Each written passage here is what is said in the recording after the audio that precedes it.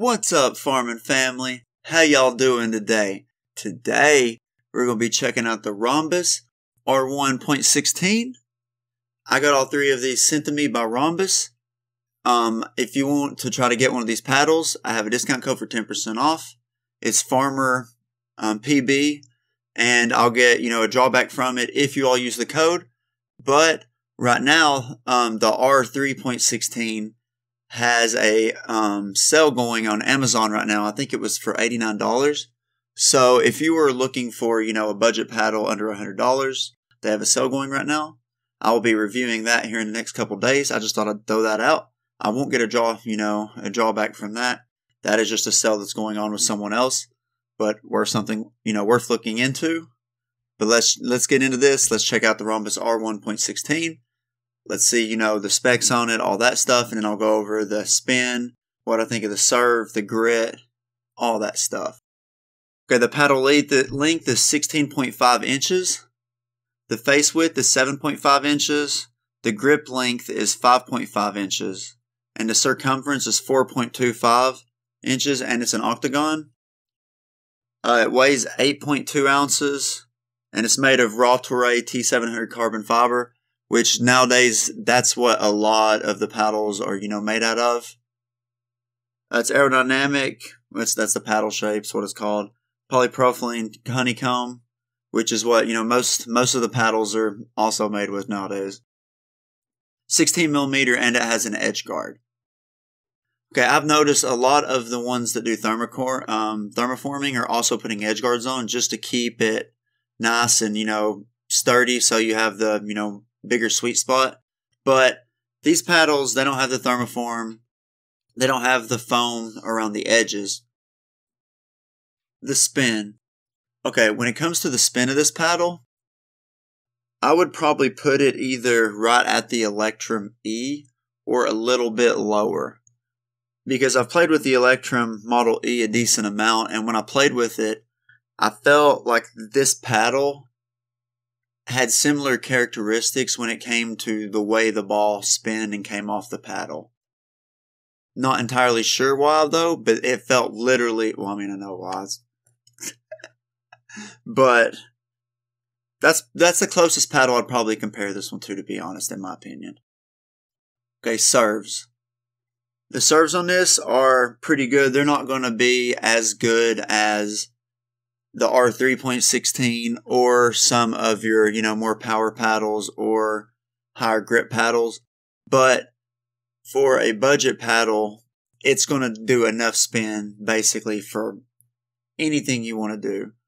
And it's also going to put enough pop and enough power into your hits to where you're not, you're not going to worry about lacking in that aspect either.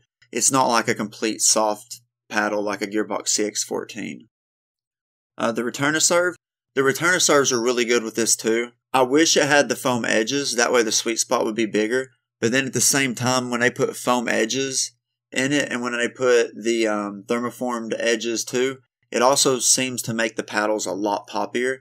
So I still like companies to make paddles with bigger sweet spots. I would just like for them to figure out how to do it without making them so poppy. Because I like having poppier paddles to play in singles, or occasionally in doubles if I feel like it. But then I also like playing with extremely soft paddles, like the Gearbox CX14.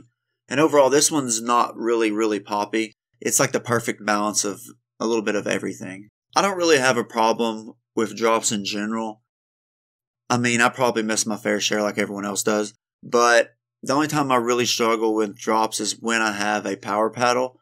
So if I'm going to do a review, more than likely the drop aspect is going to be similar. If it's a power paddle, I might struggle a little bit. But if it's like a control style paddle, I really won't have as much of a problem, adjusting to it and using it properly. Okay, the drives on this are decent. They're not going to be like Black Ace drives or Legacy Pro drives or anything like that. They're going to have probably the Electrum Model E style power was what I would compare that to, which isn't like crazy good, but it's still enough, to get the job done, along with the controllability, that the paddle has. Dinking was easy with this. It's not like real heavy, even though it's 8.2 ounces. It doesn't feel like it's top heavy. It's pretty well balanced all the way across. And when I was dinking with it, it felt pretty good. Power paddles are also one of those that I struggle with when it comes to dinking, and I didn't struggle dinking with this because this is definitely not a power paddle. Resets, since people are spiking it down really fast, and this doesn't have the foamed edges, and it also doesn't have the thermoformed edge guard. When you're resetting and you're putting the ball, the paddle down really quick to try to, either block or reset the play, I feel like since you're not going to be as accurate about hitting the sweet spot, that it's going to hit the sides, and the sides are going to be, more dead than they are on the Legacy Pro and the Vatic and stuff. But usually when you're doing like your drives and your dinking and your serves and stuff like that, if you have pretty good hand-eye coordination and pretty good knowledge of how the ball is going to bounce off of the surface, when it hits, if it's going to curve away from you or whatnot, you can plant your feet properly and hit it with a sweet spot. But if you struggle with hand-eye coordination, putting the paddle to the ball and acknowledging how the ball is going to spin off the pavement or off the court or whatever, then you might struggle with it a little bit more compared to your paddles that have the foamed edges. Single or double. See, I feel like this is in one of those areas where you could probably just use this for both of them, to be honest. I've already said it's like the perfect balance of each. So I feel like you're going to have enough control to be able to use this in singles, but then in doubles, but then in singles be able to put enough power on it if you want to. You're just not going to be able to be aggressive like you would with the Black Ace or the Power Air, which I have a review of that coming up in a week or so. Stay tuned. And the Ben Johns Hyperion. Pros and cons. Okay, pros.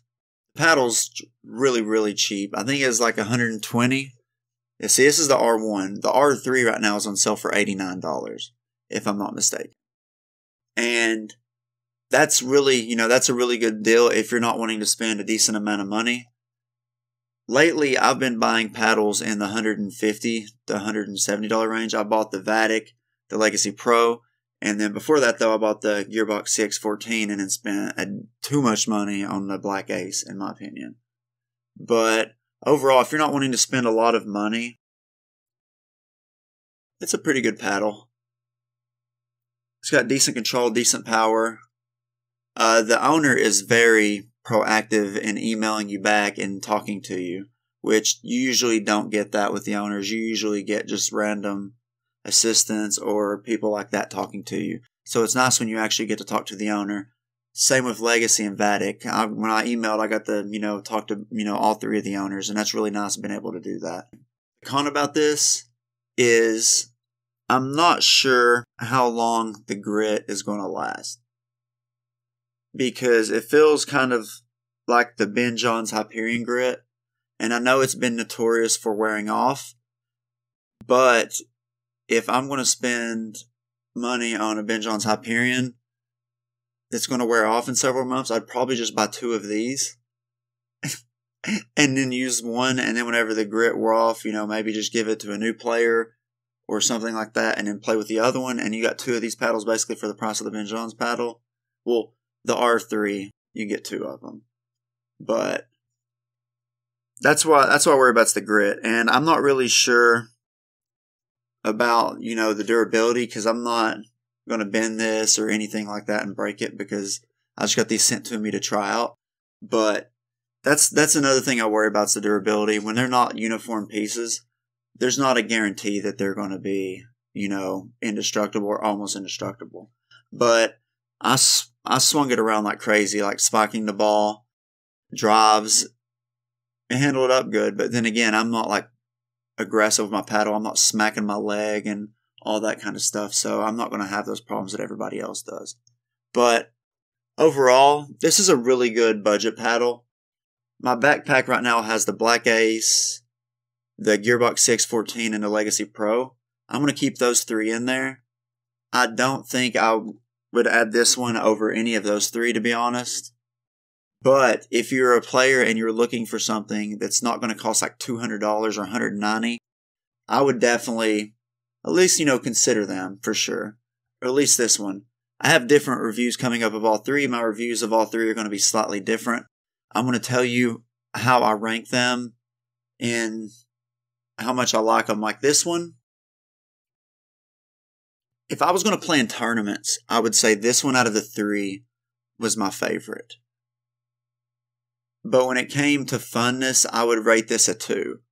I have another review coming out, and you guys will see why I like the other paddle, or hear why I like the other paddle when it comes to having fun with it more, and not when it comes to competitiveness.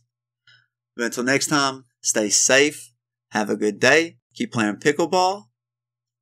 Peace.